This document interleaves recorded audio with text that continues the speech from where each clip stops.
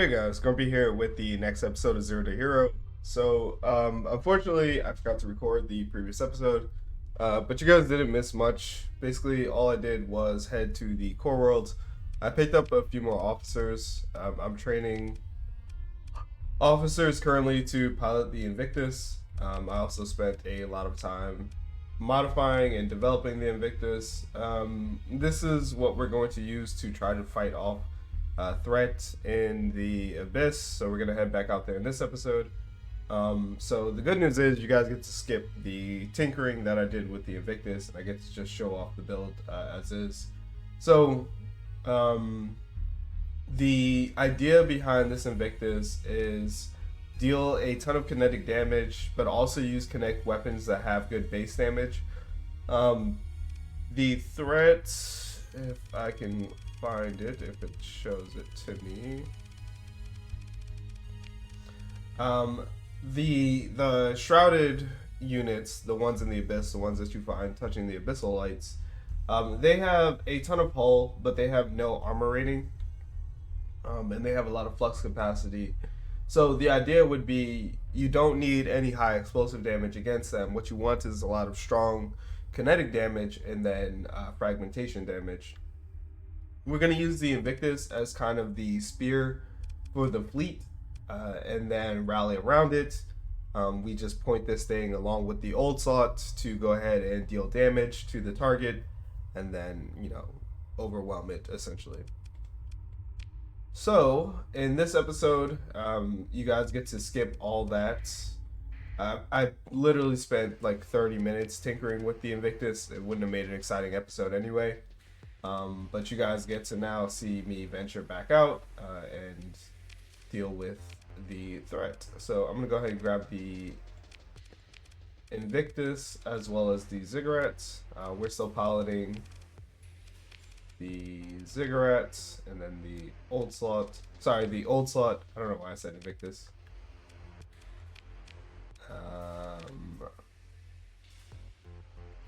We need our core. The old slots and the Ziggurat, along with the Invictus. So let's go ahead and change skills.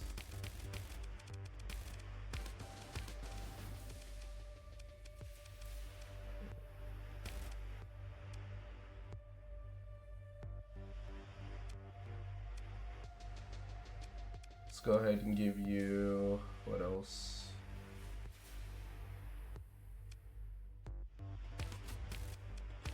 Impact mitigation, and we'll give you that. Restore some of your hull, sure, less damage taken should be good. Sure. Alright, so that is going to be the fleet. Also, I made some minor modifications here and there, just using some of the exotic weapons that we got from the fights in order to bolster our fleet. So let's go ahead and head on out. I don't remember if this was in the previous episode or not, but we found Inda, which has a active gate. So what we're gonna do is head over there, settle a colony, and we'll use that as the jumping off point to head out into the abyss. So let's go ahead and grab some crew. We're gonna need crew. Let's grab about 1,000. We have enough heavy machinery. We're gonna need supplies.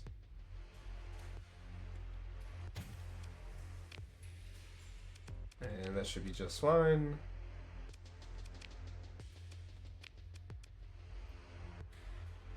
Okay. Alright, let's head on out. I don't think there's anything good in Inda. I don't think I've explored all the worlds, but all the worlds are pretty much built the same. They're mostly barren, bombarded worlds. Mostly barren, bombarded worlds, so they're not going to offer much to us. But still, could be worth it. The gate is by the gas giant.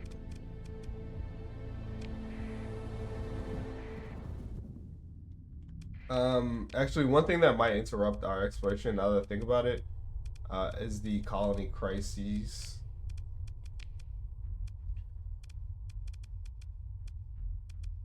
No, we have some time. Fine.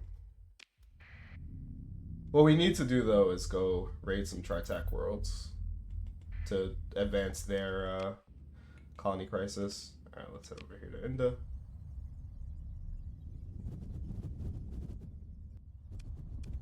Oh, also, I think I modified the skills. I don't know if I covered that. I'm picking up automated ships. The idea being is I want to see if I can nab threat ships. I don't think the shrouded ships are automated. But then again, I haven't tried to. Uh, well, I haven't as of this point. I haven't destroyed any, so I wouldn't know. Are you a bounty?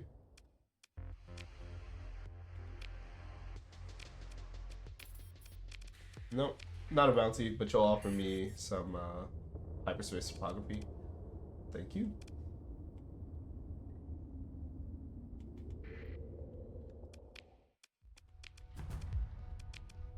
Ugh. Probably like the worst possible planet you could get.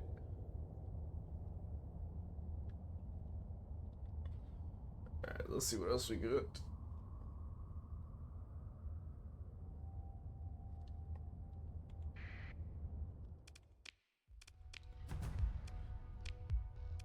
Alright, not much better. And then we have one last planet. So these are our options after we explore this.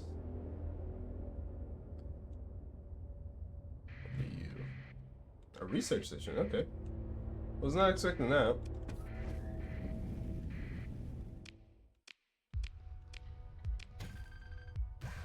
Let's see what we get.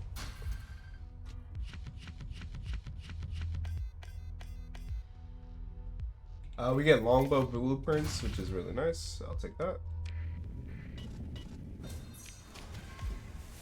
Hey, we get an autonomous mental board, so that'll be really nice.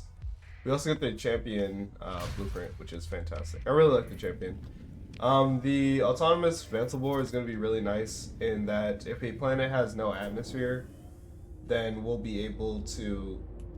Who are you? Are you the same fleet from earlier? We'll be able to extract more resources out of the ground. They're really good on eccentric planets. Because nope. Sorry, they're really good on planets with no atmosphere and organics, which is hard to come across. But if you do find it, then you're able to pull more organics out of the ground. Alright, so those are our options. None of these are particularly exciting.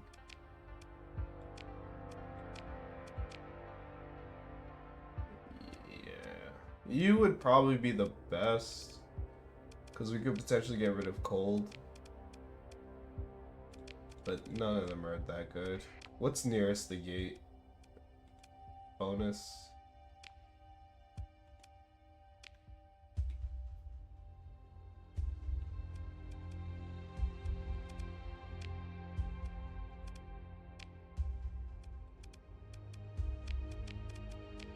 What an awful system. You would be the best because at least we could get rare ore from you. But if we're just using this as a system to use as a refuel spot, we're just gonna grab this from here. One unexplored ruins.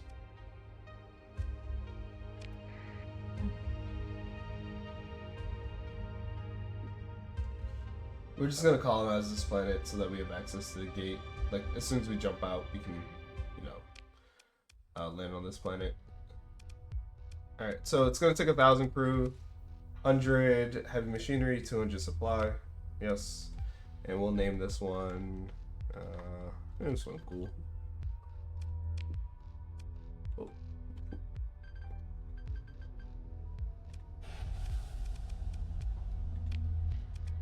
Not really going to be a great planet at all, by any means. but what we want is just to build a way station out here and then some of the stability buildings.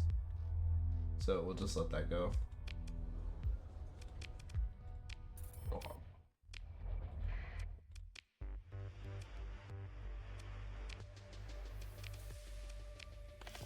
And we'll drop this stuff off. Cool. And now let's head out. Let's head back to what is it? Poltergeist. Grab fuel, and then we can head on out. Poltergeist. 200k. Largest ship is a Mora. Oh.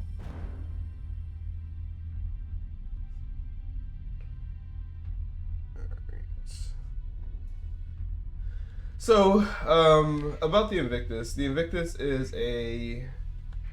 Okay. The Invictus is a very large ship, both in size and also its logistical footprint. It requires a ton of crew, so 4,000. Burns a lot of fuel. Like, this thing... The idea is that you really only want to have one in the fleet, maybe two. But it should be effective against what we plan to go against. The pirates here are probably the closest analogy to a threat that we would face out there, because they don't really have good armor. So let's just see how this ship does. We'll bring all the ships out for this.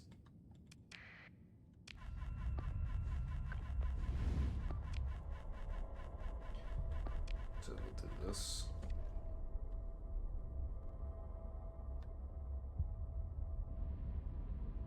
The Invictus has LiDAR array, which allows it to shoot things from further away. It also greatly increases its rate of fire. It features Mark 9 cannons on the front, as well as Mjolnirs and Devastators on the side, just to do supplemental damage. But really, again, the bulk of the damage is going to come from those Mark 9s hitting their target. I thought we defeated the pirates and they were going to go away.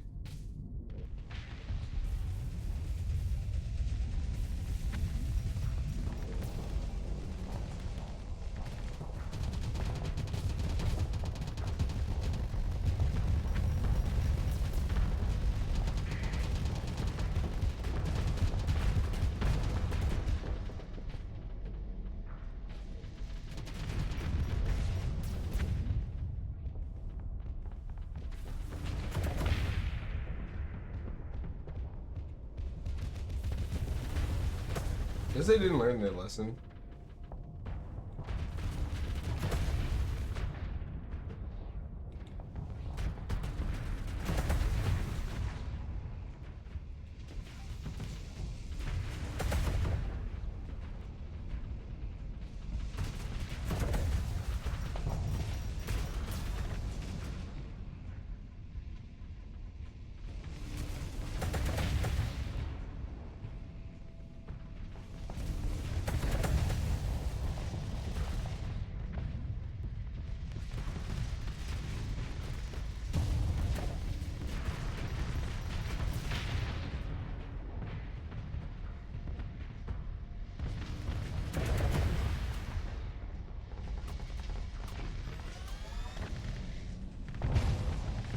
Yeah, something like that would be great.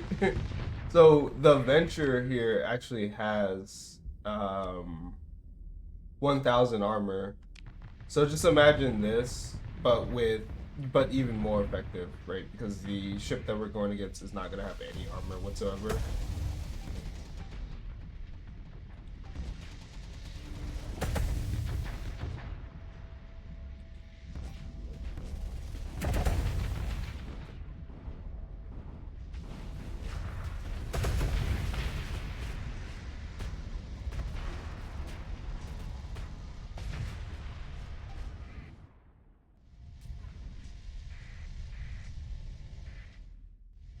Alright, this gotta be the whole fleet, right?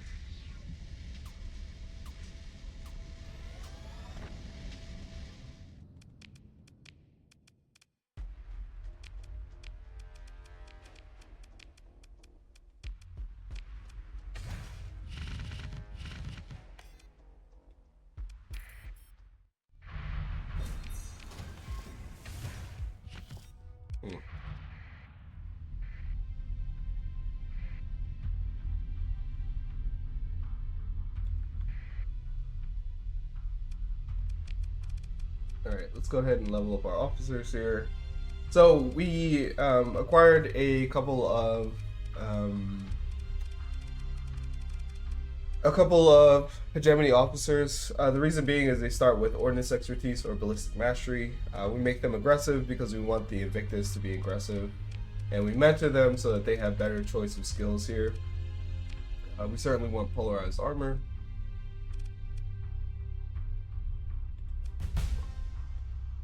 And we can continue on here.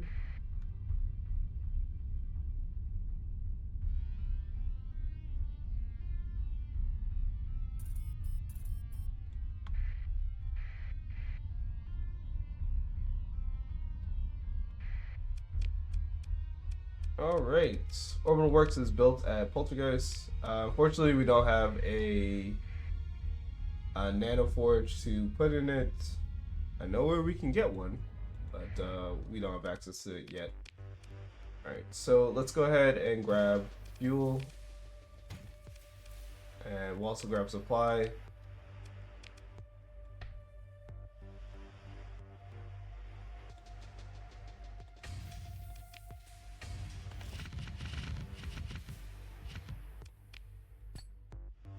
We'll drop off the metals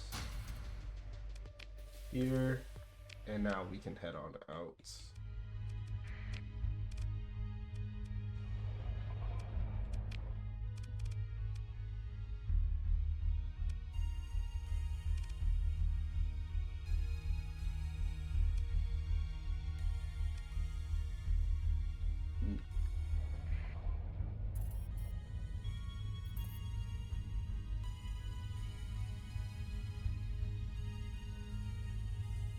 We need more fuel. That's the case. Let's jump out and grab fuel from our base world. I thought we would have more fuel in Delta Baragi. Doesn't look like it.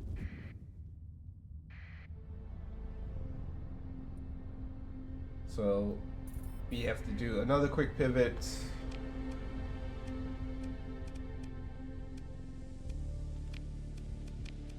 And I need you to go ahead and build a way station. So we'll do just another quick pivot, and we will grab that fuel that we need. Then we can head out. Let's put this over here.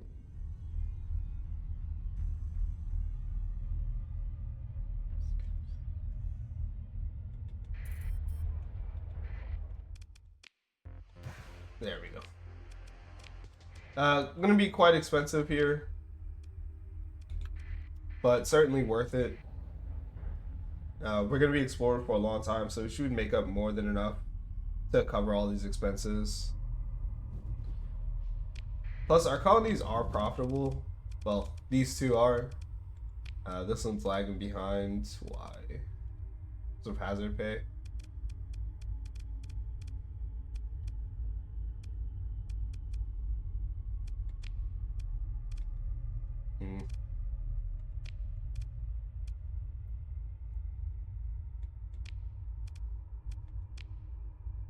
It makes you a little more profitable.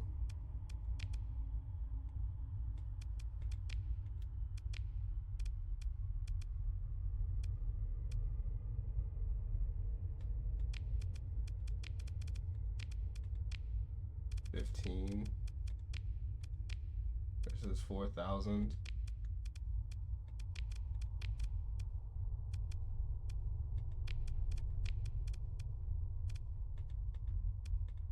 Alright, let's see. Our most profitable world is Spectres, so we'll go ahead and give it to you. And then we should apply our stability bonus to probably Banshee. We'll take control of that, and then we'll give you Ghoul. Okay. Our colonies are profitable for the most part. We do need to do some tweaking there to make sure that they're still good, but that'll be something that works itself out in the background. Once they reach colony size 6, they'll automatically become profitable just because of how we built them. They should be able to sustain each other and cut down costs. Alright, so let's go to Indo.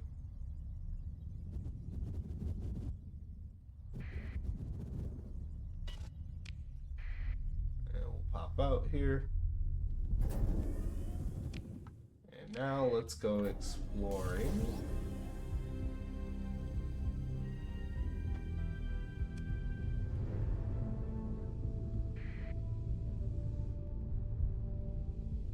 So based on what we've learned, and also based on some of the comments, what we want to do, let's jump in here real quick just to see what's available. What we would like to do is head into, I forgot to build the relays. Oh, whatever. Jump into gravity wells while we're outside, while we're in the abyss. Jump into the gravity wells and do a couple of sensor bursts to see if we can't find let's head towards Limbo, threat chips.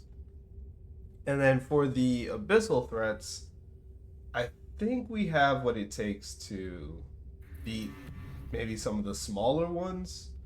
I don't want to try anything too large at this time.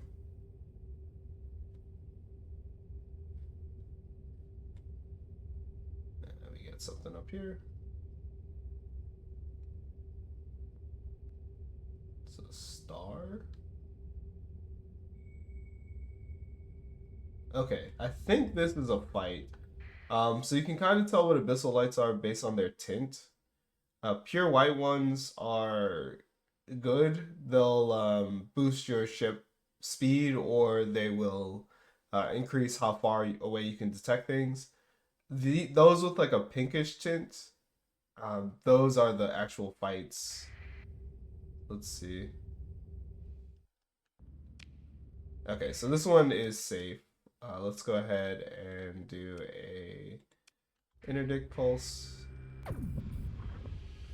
which will increase our burn speed. And I believe there was something else further down here. Could be a ghost. Let's just head out.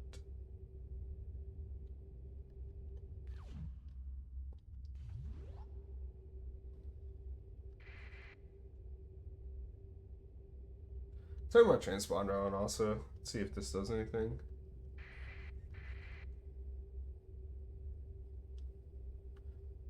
Alright, looks like we have something down here. Two somethings. This is probably a gravity well. Yes.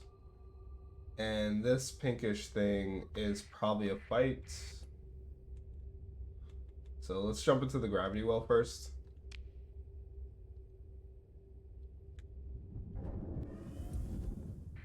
Aha! Cool. We found our first little bit of threat. So, threatening ships, these ships, they do have armor. So the Invictus is going to be less effective against them. However, they do have pretty weak shields. So we can see how this goes. I don't necessarily need to deploy the Invictus against it. I do have things like the old slot to deal with this. So let's see.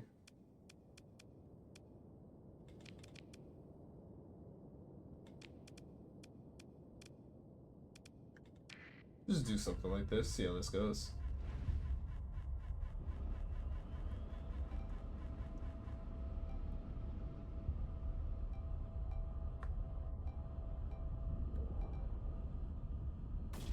So the ziggurat naturally counters the threat because the moats will deal with these kind of things.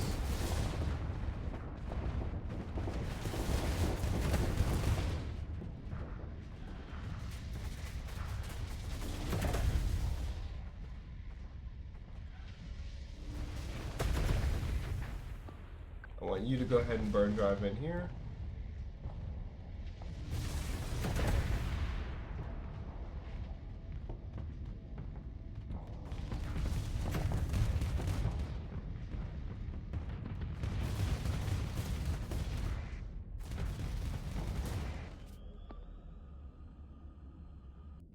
And the Griffin probably shouldn't be on the battlefield here.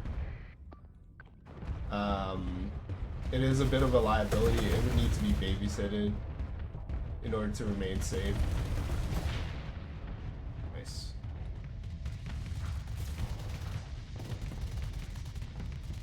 Hey, rude.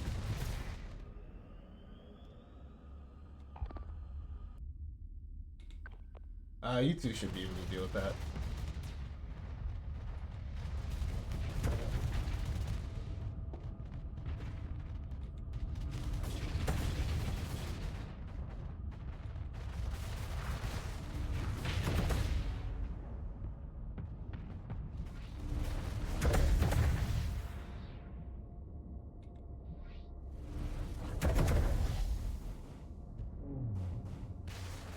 The Dragonfire might actually be a better weapon to use against these new ships. Especially the Shrouded ships, because the Shrouded ships, again, they don't have much armor. So as energy weapons, they would just deal maximum damage to every part of the ship.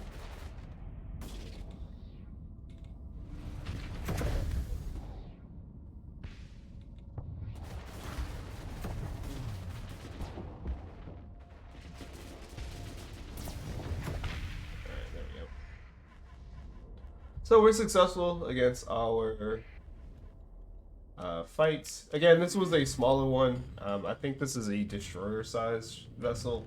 No, it's considered cruiser-size. Okay. But the fight goes well. Pick through the wreckage here. And we get a couple of new weapons. So we get a Void Blaster.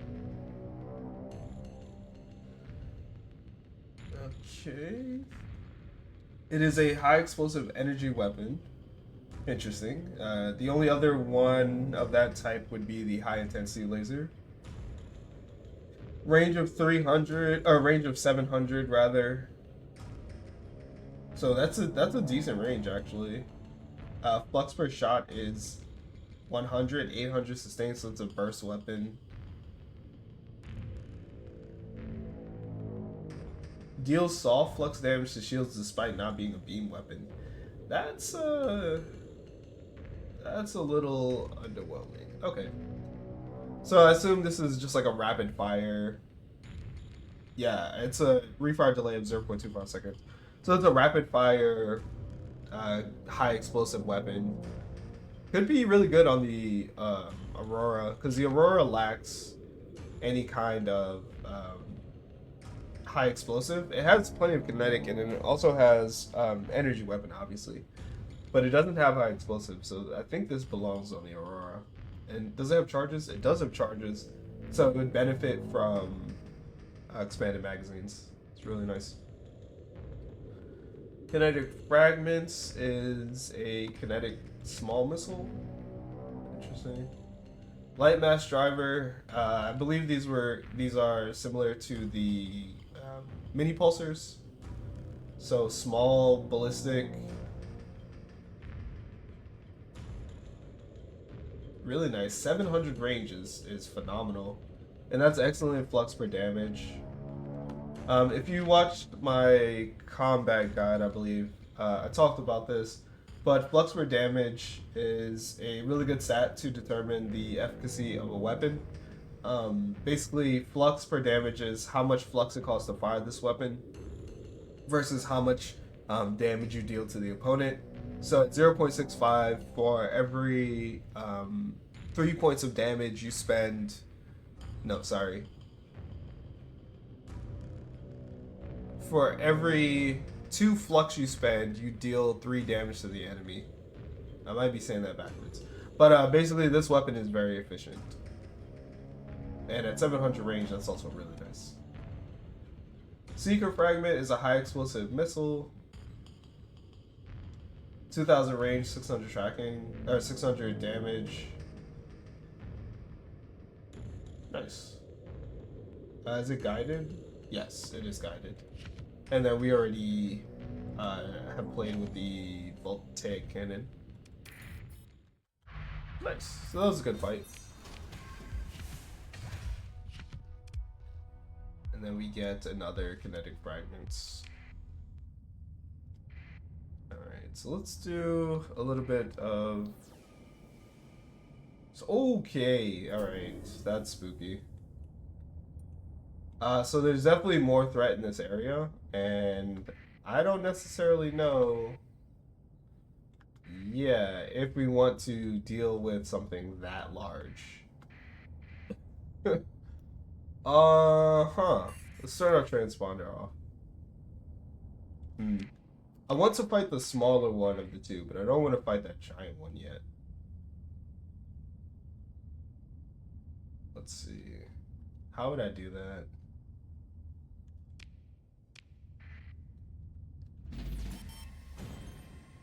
They're still right behind me, aren't they? Alright, I don't think we can fight that big one.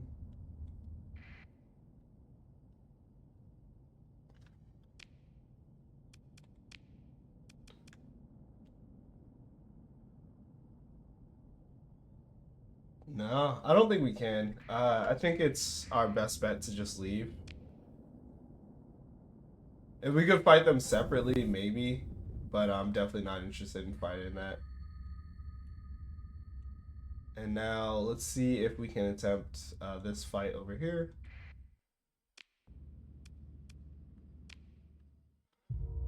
Okay. So we don't really know what these are yet. But this looks like a smaller fleet. It doesn't have the giant capital that the other one did. So this one should be a good demonstration of how effective our Victus is. Alright, so we want to deploy the Invictus. And we want to deploy... Bring the Sunder. The Sunder shouldn't have a high intensity laser on it. It should have something else. But we'll see if we can't replace that. Myself... Actually... We can bring in the... We can bring in the Odyssey here. I am going to tell everyone just huddle on me. And we'll see how this goes. This is the equivalent of fighting destroyers, so I'm not too worried about them. But we do need to be very careful here.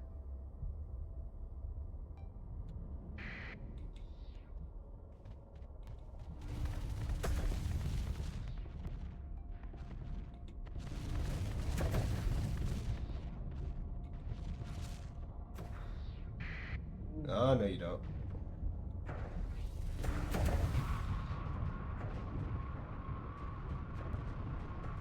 So the Shrouded Eye releases a devastating beam.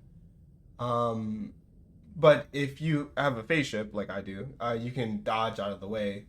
But also, it drives up their flux significantly. So after the beam is done, you have a really nice counterattack to punish them with.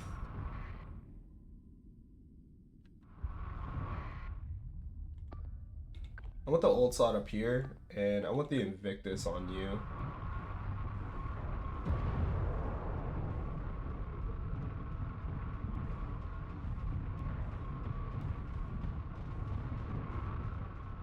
What if I can disable it?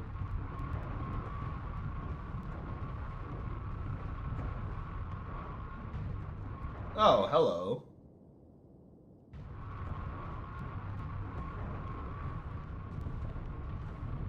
Now, there are some shrouded weapons that I believe can target.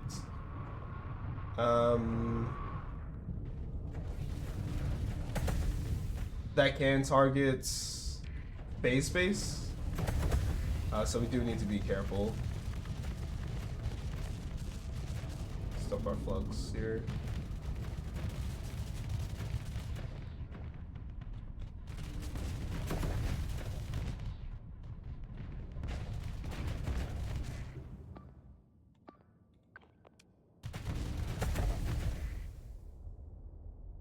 Oh, we can't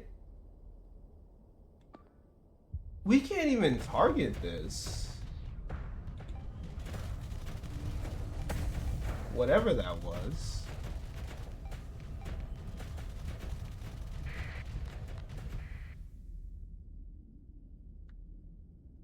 Huh. Well, I'm gonna head over here to protect our flanks.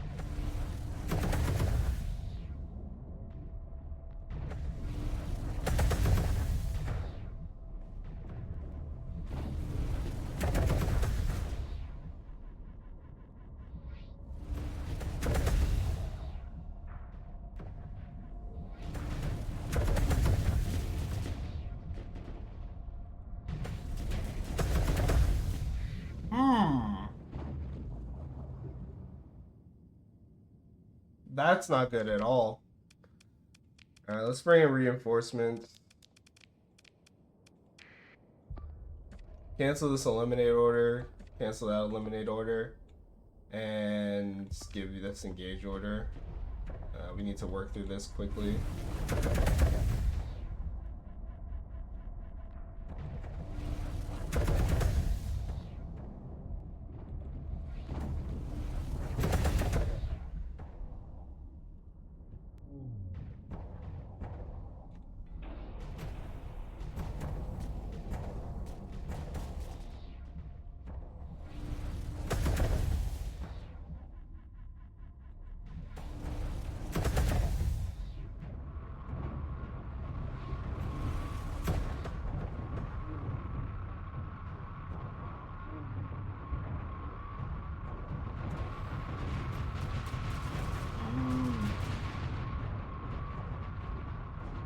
It's just out of reach. That's so frustrating.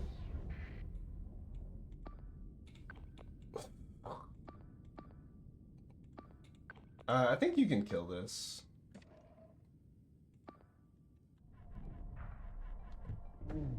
It was just out of reach. I believe we could have done enough damage to it to kill it.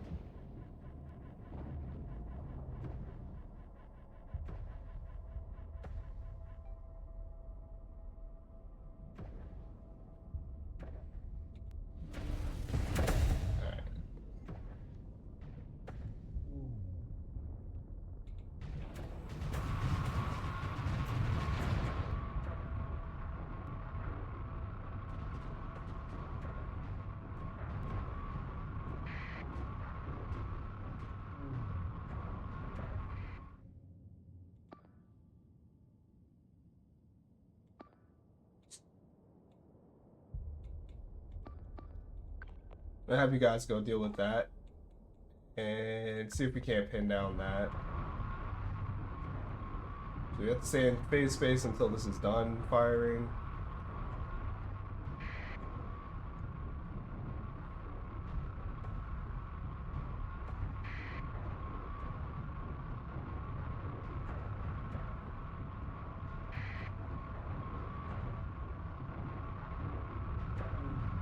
I wonder if you can flame out these ships, because they don't, I don't think they have traditional propulsion.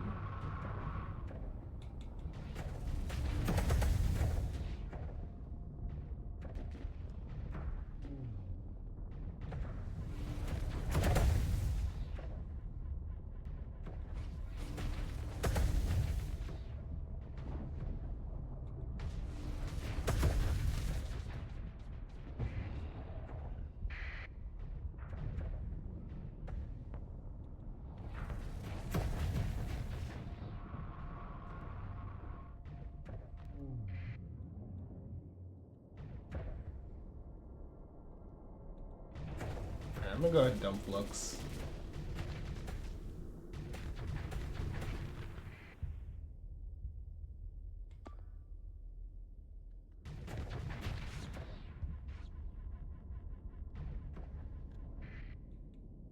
Alright.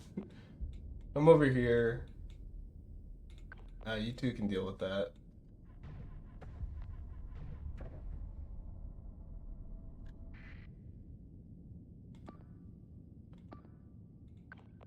You can go support that.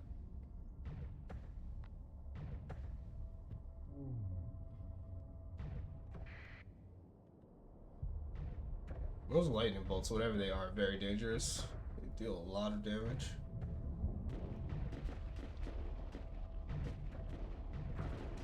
But I don't even think it's a weapon. I think that's just its natural ability.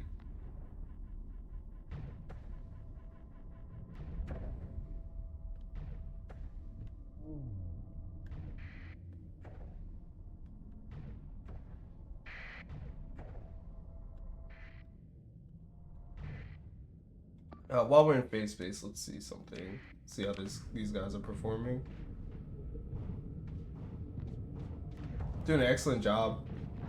So yeah, this shrouded eye, it does a lot of damage, but if you can get up close to it, it doesn't have a lot of shielding. We should be able to blow it up. And now this is the interesting thing. Do they explode?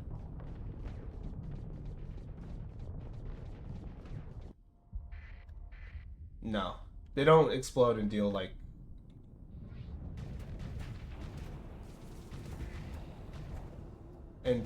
spray damage. Right. Have you guys deal with that?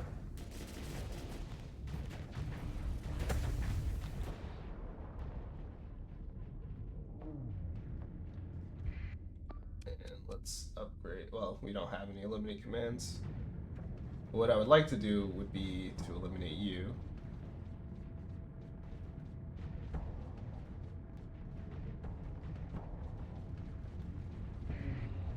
Nice.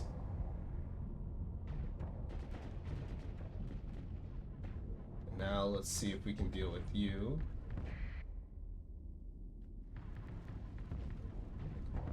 Okay. So here is the test. This thing has an armor rating of 1. It has front shields, so it can only guard whatever the front of this ship is. I assume where it's shooting out the thunderbolts is the front of the ship. And then the Invictus should be able to deal damage to its armor, which it looks like it's able to do. And it's chunking it pretty significantly, yes.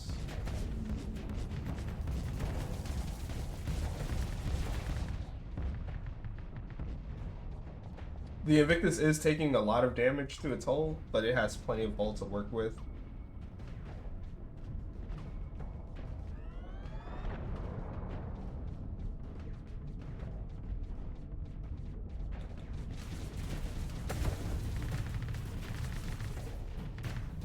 Nice.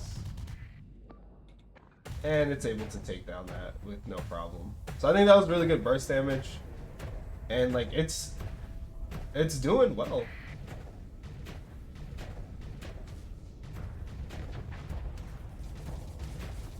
Let me go ahead and hide out behind the Invictus while it does its thing.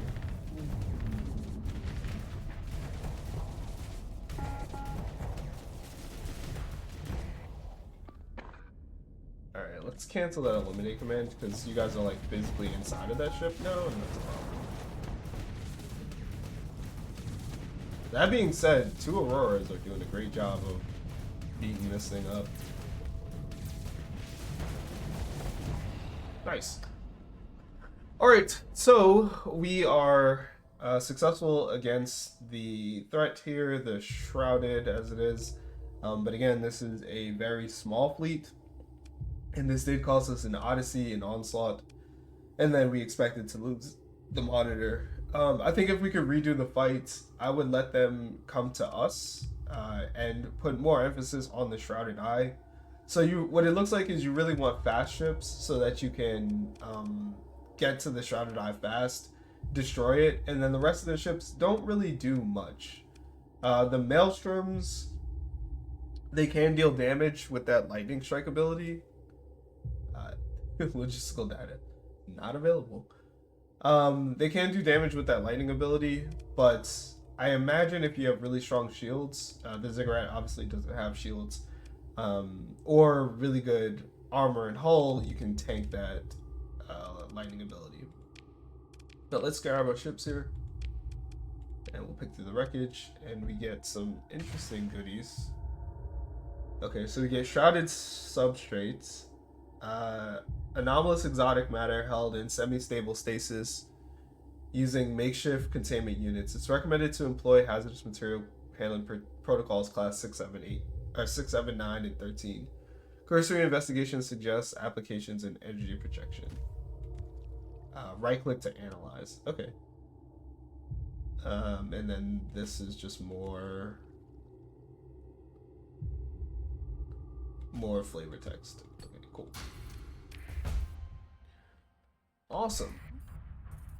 So really happy, obviously, with how that fight went. Let's go ahead and analyze this material that we picked up. So shrouded substrate, right click. We have to pay a story point to unlock this. We will. Euphemistically dubbed special salvage. Okay. Exotic matter. Oh, interesting. Okay. Can it be weaponized?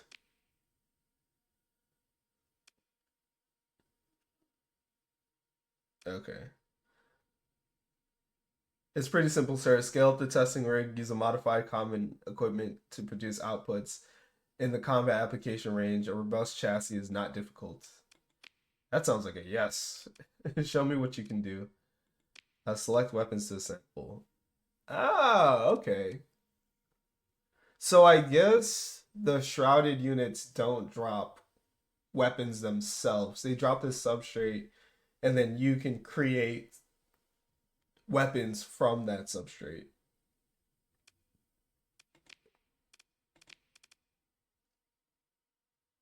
Mouse over icon for more details. Okay, so these are, I guess, what we know how to create. Maybe you unlock more as you fight them, but let's see. Rift Lightning. So this is a medium mount. Does energy damage. 20 OP is kind of wild for a medium mount. 600 range, 500 damage, 250 damage per second, and EMP damage. It's really nice. Fires an EMP arc at the target and opens a rift that deals damage in the area around the point of impact. The arc may miss depending on exactly where the weapon is pointing and pass over friendly ships. Nice.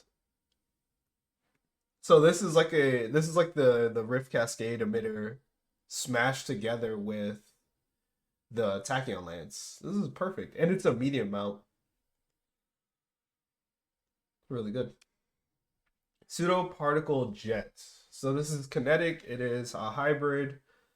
So it can go in a energy slot or ballistic slot. 22 ordnance points. Okay, very expensive. Range is 600. Damage is 25 by 6, so it shoots 6 rounds. With a refire delay of 0.3 seconds. Flux per shot is 600.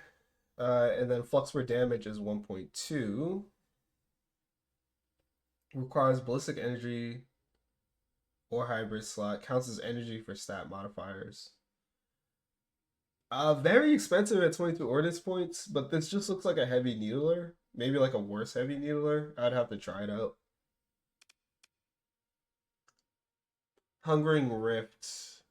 This is a synergy energy slot, so it goes in a missile or a energy slot. Deals energy damage, 18 ordnance points. Range is 2,000. Okay. I'm already on board. Oh, it's probably a missile, I'd guess, with a range of 2,000. I don't think it's like a beam weapon. Yeah. Damage is 600. Damage per second is 300. Flux per damage is just 1. When impacting hull or armor, heals one of the shrouded dweller projections on the battlefield for 1,000 points. Interesting. Hungering Rift. So this heals other units. I don't know if we can get Shrouded Dweller projection. So I don't know if this will help us. Poorly understood property inherent to spacetime inhibits the battle formation of more than 10 total active rifts for all weapons on the battlefield. The limitation does not apply to the Shrouded Dweller. Okay. And then Imical Amaze Emanation.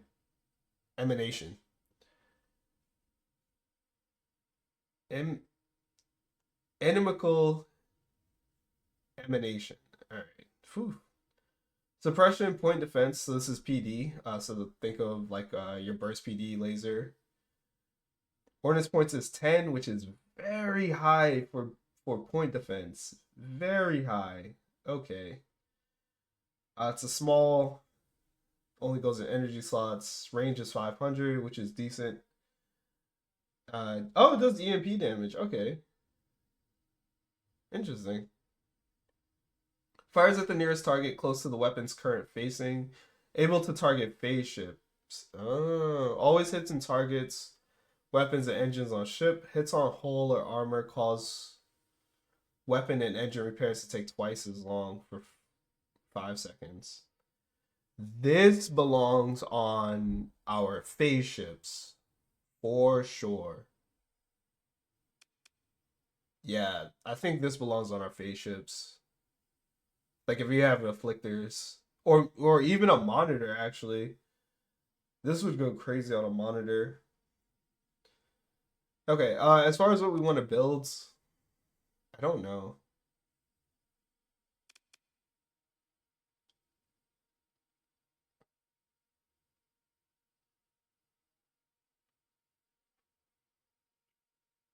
Hmm. I think we want to build 3 of these, and I think we want to put them on our. Maybe we don't build that many. Maybe we just build. Maybe we don't build any. Maybe we do more research. But I think we want to build these and put these on our auroras for right now. Because I imagine our auroras are very effective. It looked like in that last fight. If we had something that can stun the enemy. Again, I don't think the enemy even uses burn drive, so I don't think we can flame them out. But if we could use this to disable their weapons, then we can get close to them.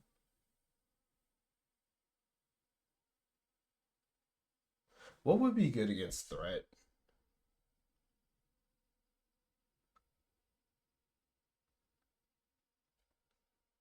I don't think we built Hungering Rift.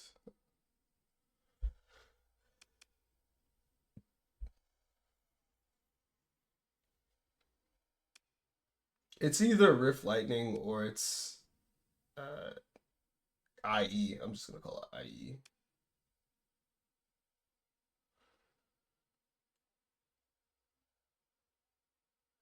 Able to target phased ships. I don't think Threat or Shrouded has any phase ships, so this just helps us in the core worlds or in the Persian sector.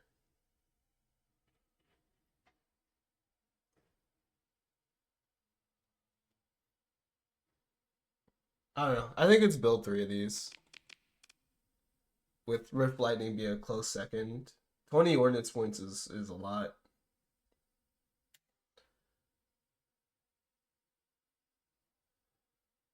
This allows us to shoot through our ships, though. But we could only build 1 of them. Yeah, I think we could do better. I think 3 of these is the move.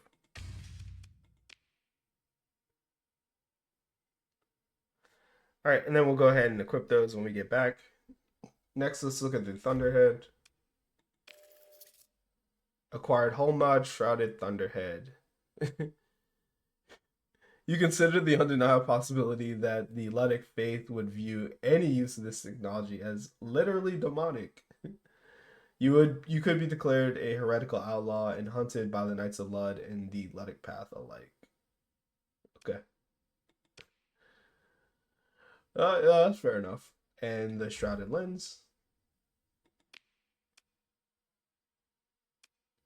A weapon with infinite range. Spin it up during combat maneuvers, adjusting the frequency of the probes adapted from the dry field stabilizers. It would create hyperspace fractures which would cause terrible damage to end space structures, starships, for instance. Now, for obvious reason, the theoretical range is infinite. Interesting. Okay. So those are hull mods, I believe. Let's go ahead and look at our fleet and check out the stability. So shrouded lens. The lens, in the loosest sense of the word, focuses on nearby objects seemingly at random, dealing 75 energy damage and generates 75 flux. The rate of fire depends on the size of the ship the hull mod is installed on.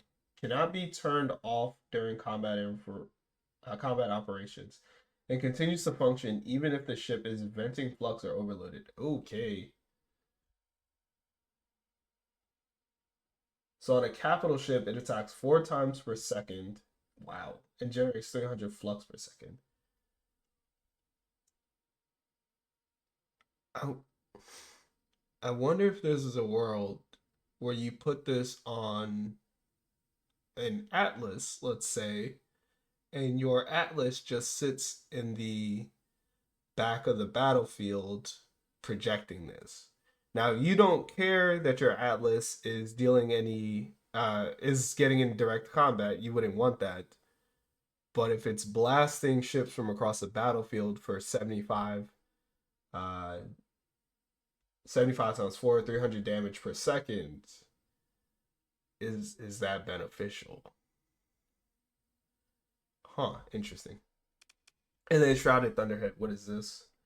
Fires rift lightning bolts at locations recently hit by this ship's weapon.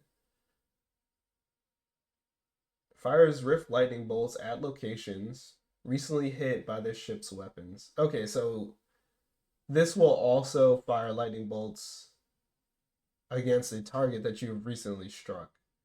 The amount of damage and flux generated depend on the size of the ship the hull mod is installed on, okay? The probability of a bolt being fired increases with the number of hits landed over the previous 5 seconds. Bolts are not triggered by weapons dealing soft flux damage, such as beams. That makes sense, because it would be infinite bolts. Requires item Shrouded Thunderhead when available. Okay, so I assume if you want to install these mods, it consumes either a lens or a Thunderhead. So you want this on something that fires and deals a lot of damage very quickly. Okay, so I wonder if we could put it on our Invictus. Now, the crew casualty is going to be insane. But if these were Storm Needlers, and each one of those Needlers hit, or I guess we could just do it on, like, you. We could replace these with Storm Needlers. And you don't have crew. Yeah, you don't have crew. Storm Needlers would hit. I don't have any in my inventory. They hit very quickly. I forget what their refire delay is, but I think it's like 0.1 seconds. So we're talking about a ton of bolts also following up behind those Storm Needlers. That could be very interesting. All right, cool. So we got a bunch of codex updates. This is about the monster or the weapons that we just unlocked. Cool. A little bit of information about that. And then these are about the weapons. Now, do we unlock any new information about the shrouded?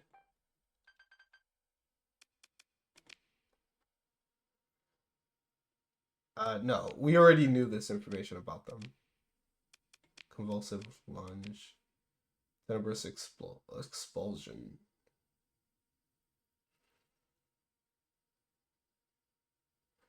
The projection expels a large volume of shrouded substrate, confusing targeting systems and blocking lines of fire. Then pulls back quickly behind the screen. Hate that. The eye looks upon ruin. Okay. Cool. I think that was a good foray into the abyss. We want to heal up, obviously, and then continue on our journey. We may have to turn around. I don't know if we have enough fuel to continue this. But now that we have a better idea of what's going on out here and also some better weapons, we can tinker with our fleet and we can maybe put together some better designs. Anyway, hope you guys enjoy this episode. Again, I apologize for not recording the previous episode, but hopefully this one made up for it with an exciting delve into the abyss. Anyway, other than that, Grumpy out.